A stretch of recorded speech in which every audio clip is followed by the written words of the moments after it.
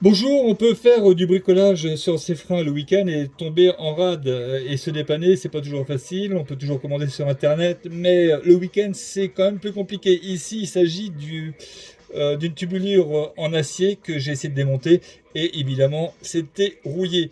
Ce qui a fait que l'empreinte est complètement abîmée. On peut remonter comme ça, mais c'est vraiment pas l'idéal. L'idéal est de se fournir à nouveau en empreinte avec un pas de vis avec une empreinte correcte et de reformer le tuyau.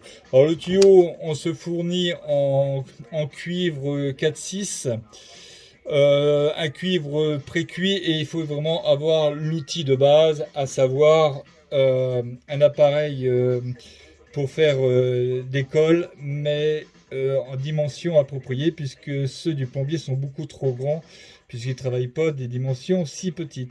Le principe ensuite est exactement le même. Là, on voit que le col est déjà fait, donc je vais pas m'y reprendre pour plus de visibilité, mais c'est en fin de compte ni plus ni moins que le cône qui est venu appuyer en force pour donner la forme évasée.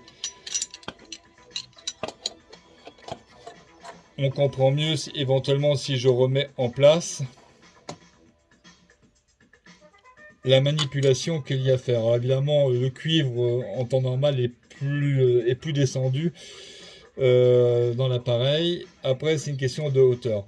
Bon, cet appareil de plombier se trouve sur AliExpress, hein, de plombier de garage, puisque les dimensions ne sont pas du tout les mêmes que celles du plombier, se trouve sur AliExpress. Vous allez payer ça une dizaine d'euros, mais ça peut vous dépanner. Donc, pour faire des tubulures, c'est relativement simple en prenant son temps. Et je dis en prenant du tuyau recuit, hein, ce qui permet ensuite d'avoir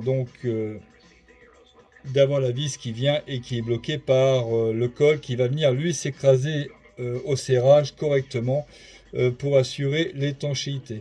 On refera ça évidemment de l'autre côté de la même façon. Utiliser des outils appropriés aussi pour couper le cuivre, tels ces coupe-tubes, et s'arranger aussi à ce que l'intérieur soit propre avant d'évaser. Autrement, ça ne sera pas correct. Alors pour nettoyer l'intérieur, on peut éventuellement prendre une petite une mèche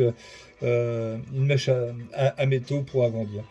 Écoutez, c'est un tuto sans aucune prétention, ça permet uniquement de se dépanner. Je pense que beaucoup de bricoleurs connaissent ce système. En tout cas, il ne faut pas hésiter à le faire, c'est relativement simple, on va dire en termes de difficulté, on va dire peut-être 2 à 3 sur 5, parce qu'il faut être minutieux et précis, mais ça ne présente pas de difficulté quand même outrancière. Donc il vous faut par contre le cuivre à la bonne dimension et les deux vis bien entendu, ainsi que l'appareil pour pouvoir faire ces petits cônes. Bah écoutez, si ce tuto vous a plu, tant mieux. Voilà, je vous souhaite une bonne soirée. Bye.